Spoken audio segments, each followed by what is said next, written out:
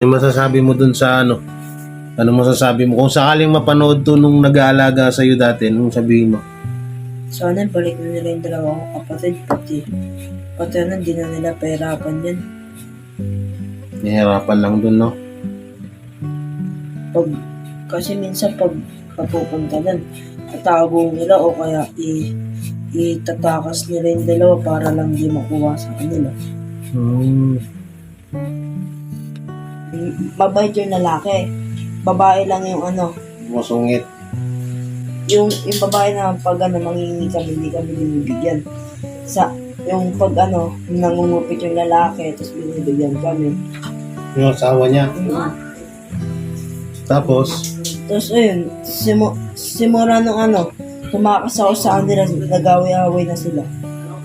nung tumakas ka, nag-away-away na sila. Oo. Nag-away sila sa tungkol dahil sa akin. Kasi ako, tumakas ako. Tumakas ako ng alas 2 ng tanghali. Inutusan ako nila bumili ng, manguha ng goma sa bahay. Goma, anong gagawin sa goma? Panali sa mga kangkong na ano. Ay, saan mo kunin yung manguha? Binibili? Hindi. Sa bahay nila. Tapos? Di na ako dumiretso na ako sa labasan, sa bitakas. Kasama ko Yung mga damit mo na iwan pa dun? Oo. Tapos dapat nga kasama ko yung dalawang kapatid. Ayaw nilang tumakas, sabi ko. Ayaw niyo din, wag ako na lang. Para ano. Sa bagay ako naman, kasi palagi kawawa dyan.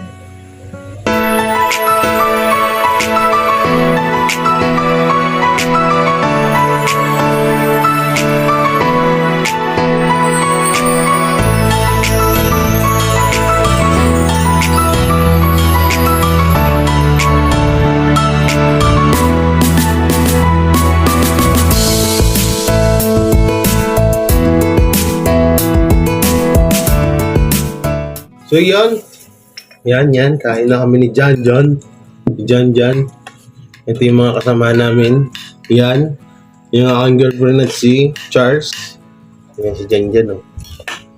Yung ako sa bawat niya. Narinig ko kasi, tawag niya kay Papa din. Okay lang yun, dapat nga ano yun eh. Maganda nga yung ganun. Tawag mo kay Papa din. Tawag mo kay Mama. Diba? Huwag mong isipin na hindi kami katulad yan ni Charles. Sino mas matanda sa inyo, Charles? Anong ka ba pinanganak? 2011. 2011? Ako. Bakit mo ko sa'yo? October 15. Hindi, 1990 ano ka? 2000 ano ka? 2009. 2001 ikaw? 11. 11. 2001 ka? Tapos ito 11? Baka 2011 ka. Loko ka. Ano yung unang grade? Yung papa na yun daw eh. Ha? Yung papa na yun daw. E di, ilang taong ka na? Kung 2001 ka, mas matanda ka pa kay Ate Buninay mo? 11 ka, di ba? 11. 10. Ayun ako. Hindi ikaw. 11 nga pinanganak. 2011. 11. 12. 13, 14, 15, 16, 17, 18, 19, 20. 21, 22, 23. Magti-13 ka na. Alam ba birthday mo? October 22. Oo nga, magbe-birthday ka na nga. October 22.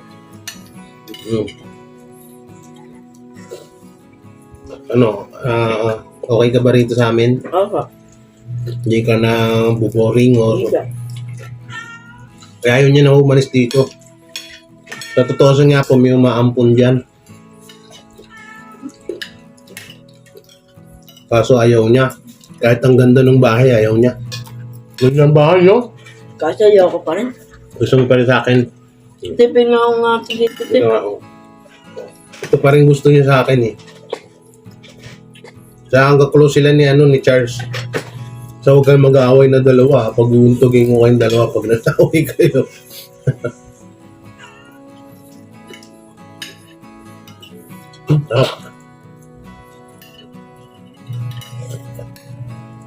Pareho sila ng kapatid ko ng ano. Hindi rin maarte sa ulam.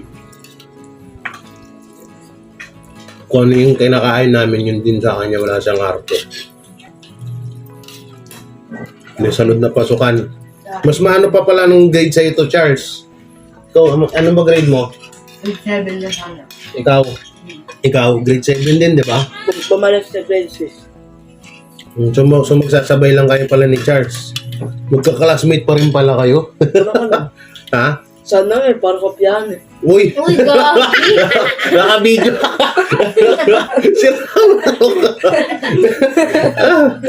Kopyahan daw si Raulo tong batang to. Kopyahan. Sana nga para kopyahan. Ay, naku po. Mga bata talaga yun. No? Hindi pa nila ano kanilang sinasabi kasi.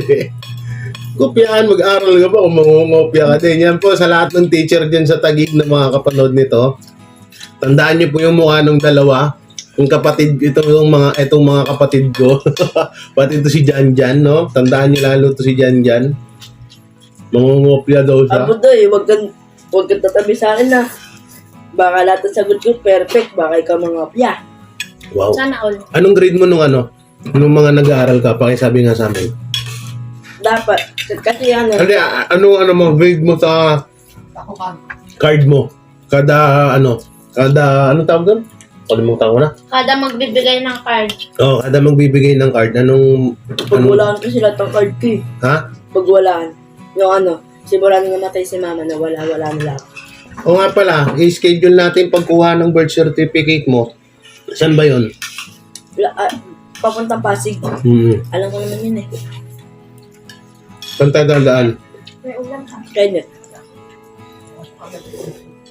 Sarap. May pasuyo ng laki. Sarap yung ano. Malapit din kasi school doon kuya eh. Di ba paglabas mo lang, tapos lalakad ka lang ng konti, school na. Sino mas malapit sa school tsaka dito? Eto. O, di ba? Ayan no, harap-kaharap na natin yung school.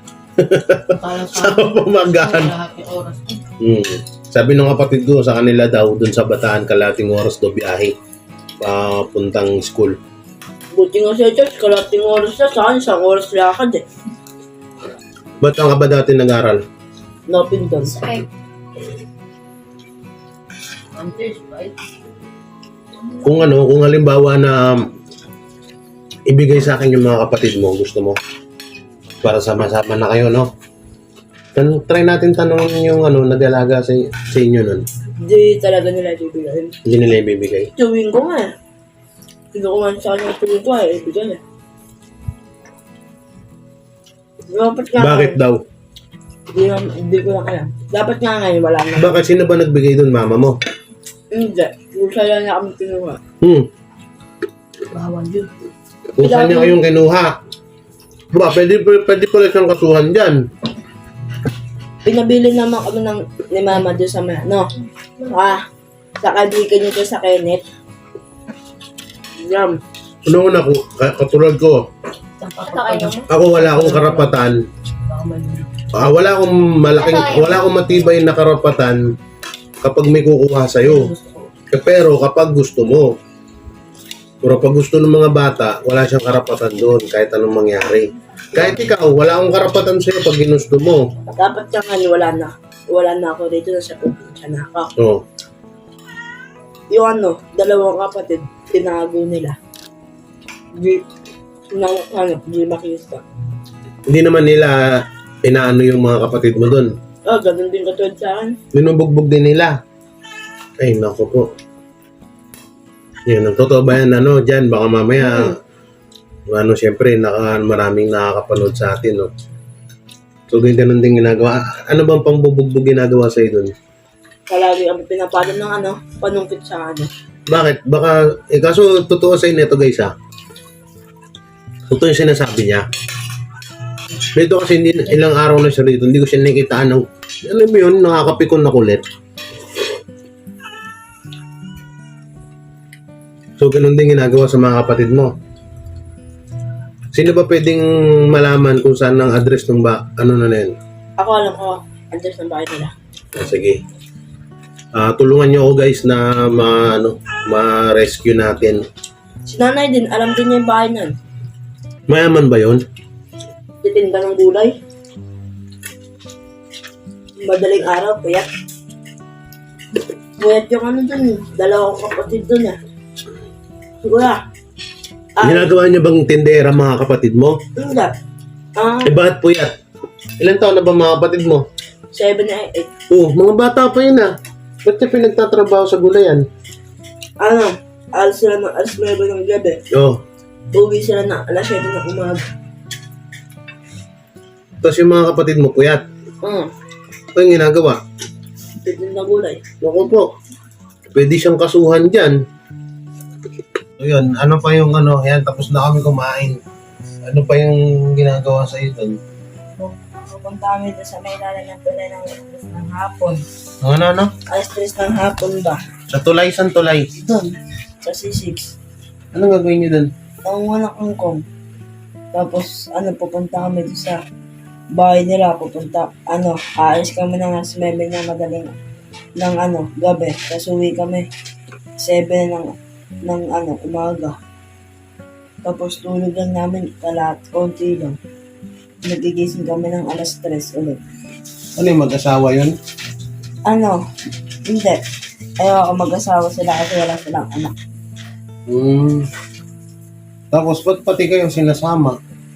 Ewan ko. Kaso naman yung lalaki, mabait yung lalaki. Babae lang yung Masungit. Kasi yung lalaki, palagi kami binibigyan ng pera. Yung babae na pag mangingi kami, hindi kami binibigyan. Yung pag nangungupit yung lalaki, tapos binibigyan kami. Yung asawa niya. Tapos, ayun, simula nung tumakas ako sa kanila, nag-away-away na sila. nung tumakas ka, nag-away-away na sila. Oo. Nag-away sila sa tungkol dahil sa akin. Kasi ako, tumakas ako. Tumakas ako noon alas 2 ng tanghali. Inutusan ako nilang bumili manguha ng goma sa bahay. Goma, anong gagawin sa goma? Panali sa mga kangkong na Ay, saan mo kunin yung manguha? Binibili. Hindi. Sa bahay nila. Tapos, Di na ako dumiretso na ako sa labasan, sa bitakas. Kasama ko yung mga damit mo na iwan pa dun. Oo. Tapos dapat nga kasama ko yung dalawang kapatid. Ayaw nilang tumakas, sabi ko. Ayaw niyo, ako na lang. Para sa bagay ako naman, kasi palagi kawawa dyan. Tapos, kasi naman yung lalaki, sabi ng lalaki, pwede ka pumunta doon kahit kasama mo ako, makukuha mo lahat ng gamit mo rin. Sabi sa asawa niya. Okay naman yung asawa niya. So, Pati yung anak niya lalaki. may anak pala siyang lalaki, pero hindi anak ng babae. Hindi. Anak na babae, kasi meron ba sila tag-isang anak? Sa iba-ibang asawa din. Oo. Kasi naman yung anak ng lalaki, inuwi niya na ng Mindoro. Anak na lang ng babae niya dyan. Pag pumunta tayo doon, alam mo yung daanan. Oo. Sa Pasig lang ba? Bago magkarating ng Pasig. Di ba delikado doon? Ano naman yan? Ay, alam ko. Eh, ano yung paano niya kayo kinuha doon? Kasi nung sinugod na si mama sa ospital. Pag sugod kay mama,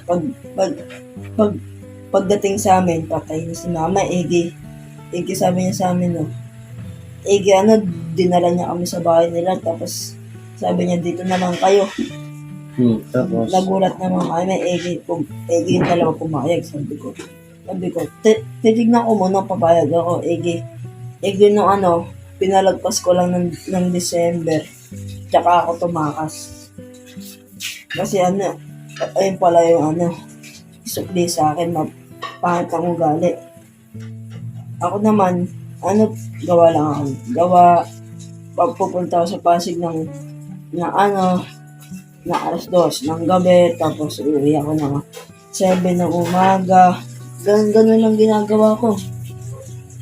7 ng umaga. Alas 2 ng madaling araw ka Hindi. pupunta. Alas 12. Alas 12 ng madaling araw nga yun. 12 ang madaling araw pupunta. Tapos nakauwi ka ng Alas 7. puyat ka na nun. Na yung kapatid mo mga babae. Ganun din. Ganun din. Tapos nung naman doon, meron din ako doon. Din, magsasapalengke, tindero. Ng mga kamote. Doon kami. Naman yung dalawa, palagi kong nakikita. Di naman nila ako kinikibo. Ako yung nakausap ko sila. Sila ayaw nila akong kibuin. Tapos nung sabi sa ng lalaki, kung muga, kasi palagi kami nag-uusap nun. Kaya huwag ka na pupunta sa bahay. Sabi, bakit? Sabi niya, bala kayo, ikaw rin, papahuli ka ni mama. Sabi ko, mama, sabi niya, sabi mo sa kanya, papahuli ko rin siya. Ba't kanya papahuli? Anong ginawa mo ba dun? Iwan ko. Hindi ka ba nagnakaw dun o ano? Hindi, ipapahuli niya daw niya sa DSWD. Dahil doon sa dalawa. Na ayaw niya Mahis ka na pumupara kaya hindi ka makahingi. na ayaw niya ako palapitin sa dalawa. Kasi bakit yung bakit kayo yung sinasama? Bakit yung mga anak niya ayaw niya isama? Kasama niya yung anak niya lalaki. Sa pagtitinda? Oo. Buyat din yun. Tapos naman yung babae, tulog magdamag, kami biyat. Kayo magkakapatid, puyat kayo lagi. Kasama yung anak niya lalaki. Ganun yung ginagawa namin araw-araw. Kaya sabi ko, bahala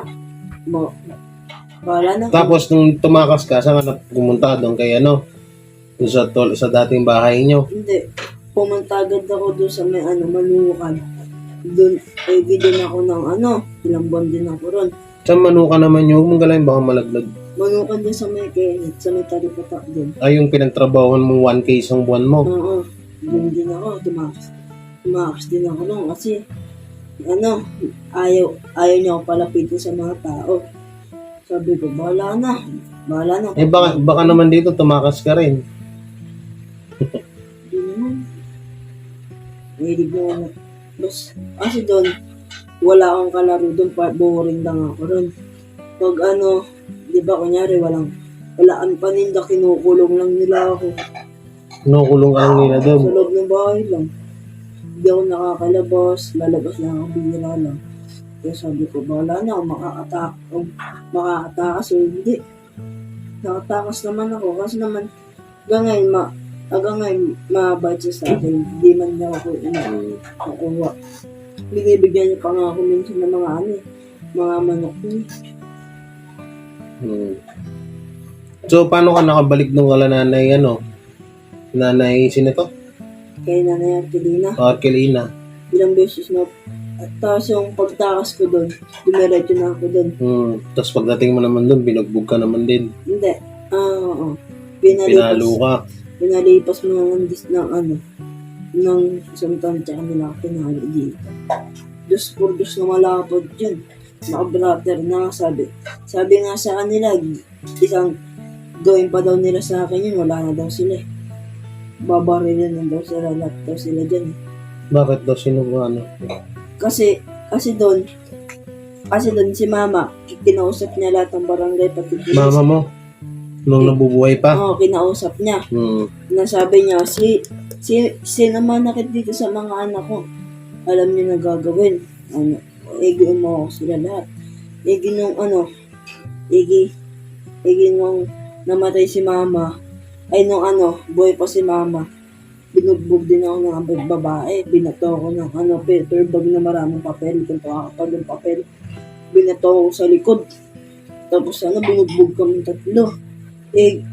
Naman yung pangatlo, sumunod sa akin.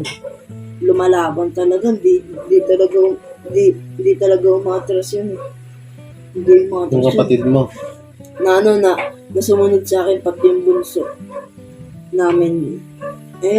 dalawa silang hindi lumalaban. Ako pinapabayaan ko na sila kasi pagka naglaban pa ako, wala na rin ako. Kasi yung likod ko, tinamaan ng Petro bag ng dulo.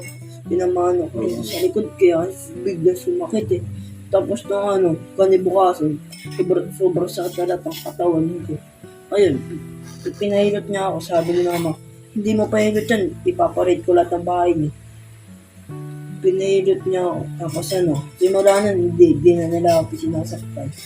Yung naman, lalaki naman yung sumakit sa akin, na kapitbahay namin. Sinampal ako rito. Bakit naman daw? Ewan ko.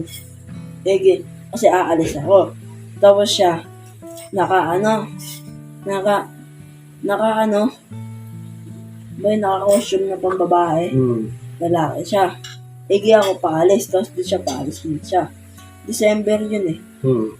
Pupunta ako sa dalawa. Siya nakita niya ako, tumawa lang ako. Tapos doon sinampal niya ako. Hindi na ako tumuloy sa dalawa, pinabayaan ko na lang.